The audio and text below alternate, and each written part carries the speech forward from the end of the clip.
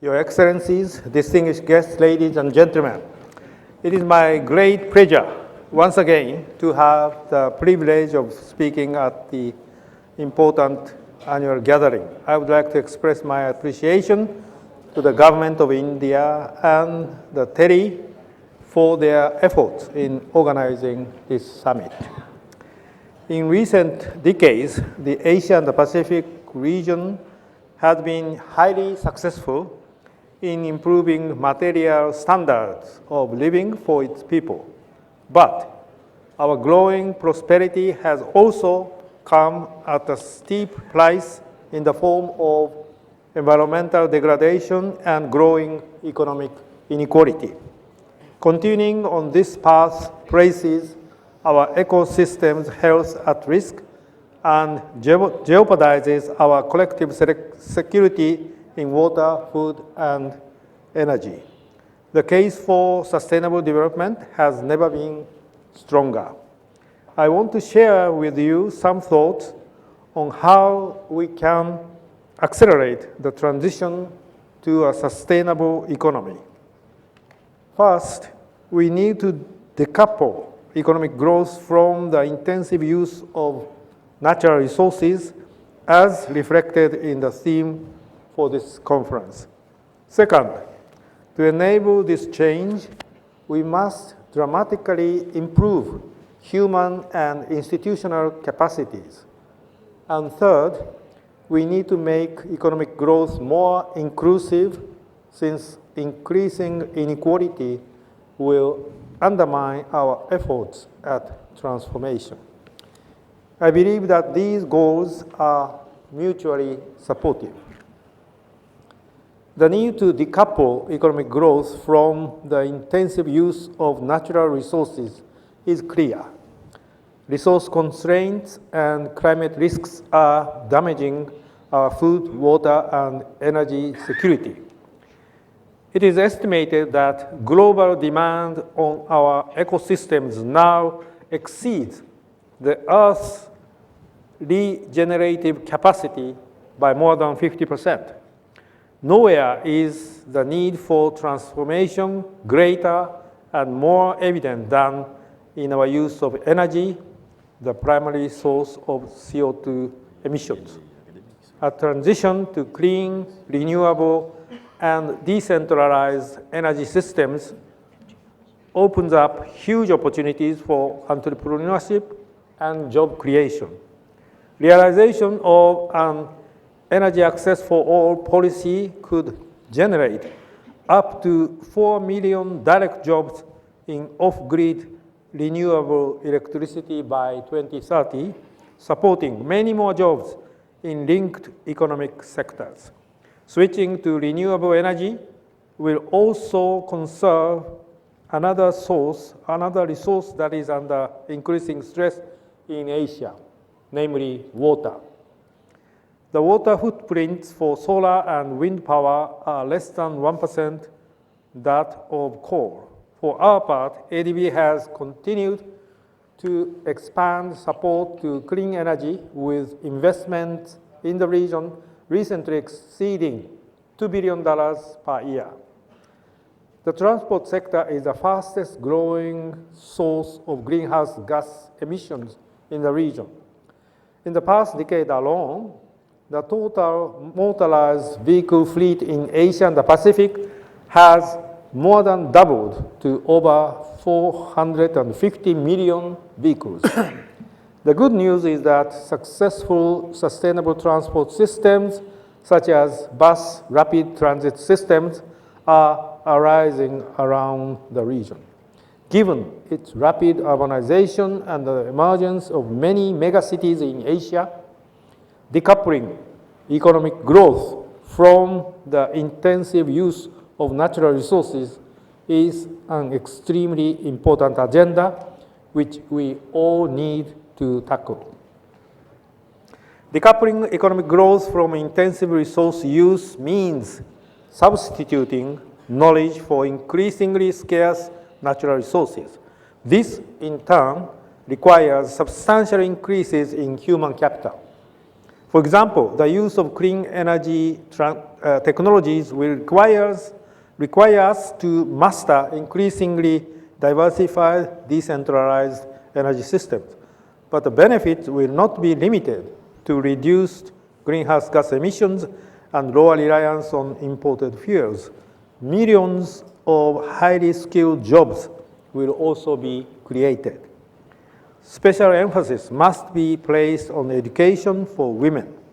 Research shows that increasing female literacy is one of the most effective strategies for making communities stronger and less vulnerable to the impacts of climate change, including climate-related disasters. Here, we have considerable work yet to do. Despite the impressive gains in achieving gender parity in education, the third Millennium Development Goal, throughout Asia and the Pacific overall, South and West Asia continues to lag. Addressing this gap should not be viewed as a cost, but as an opportunity. To capture the benefits of increasing human capital, we must also build institutional capacity, including the capacity to manage the environmental commons more fairly and effectively. Good governance and sound institutions are critical. Lastly, the gains from economic growth must be broadly shared. As of 2008, over 800 million people in developing Asia were living on less than $1.25 per day. In 2010, over 350 million Asians still had no access to clean water, and over 1.7 billion lacked access to proper sanitation. From early in the 1990s through the late 2000s, inequality, as measured by the Gini coefficient, increased from 32 to 43 in China and from 33 to 37 in India. Although overall poverty decreased through this period, poverty reduction was compromised by this growing inequality. Had inequality not increased, an additional 240 million people might have escaped poverty. Inequality undermines sustainable growth in many ways. By reducing social cohesion, inequality weakens the sense of shared goals that is necessary for transformational change. By limiting access to higher education and training, inequality excludes from the skilled workforce many who could make substantial contributions. The most effective way to ensure that the region's growth is increasingly inclusive is to create opportunities for remunerative, productive, and fulfilling jobs. A green economy provides a solid base for such a transformation. Ladies and gentlemen, ADB is determined to support developing member countries in accelerating the transition to a sustainable economy.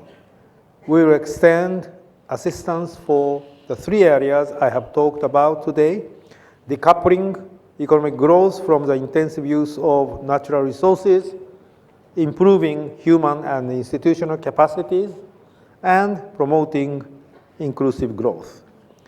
A green and sustainable economy will be built on a low-carbon and climate-resilient infrastructure. Asia and the Pacific are rapidly urbanizing, and by choosing sustainable modes of transport, energy production, and urban design, we place the region on a sustainable development trajectory for decades to come. We also promote diversified, knowledge-intensive economies that are not only more resilient to today's natural disasters and other economic shocks, but that also reduce climate risks in vulnerable communities and ecosystems. A skilled workforce supported by green infrastructure provides a strong basis for technology innovation and promote competitive economies based on green technologies. We recently revised our corporate scorecard and strengthened our focus on inclusive growth. We will try to make changes together with our partners and clients in achieving more equitable and shared economic growth. Ladies and gentlemen, I have shared with you our vision for transformation to a sustainable economy.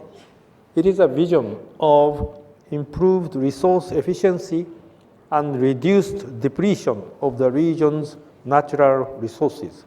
It is also a vision of higher resilience for our diverse societies and of more broadly shared prosperity. Discussions for the post-2015 development agenda provides a unique opportunity to catalyze and sharpen our efforts towards sustainable development. We should not underestimate the challenges involved in realizing such a vision. It involves substantial changes in the way we earn our living, provide energy for our homes and businesses, travel, and how we achieve personal fulfillment. However, we can find a whole new world of opportunity in this endeavor. I look forward to our ongoing discussions on how we can achieve this sustainable future together. Thank you.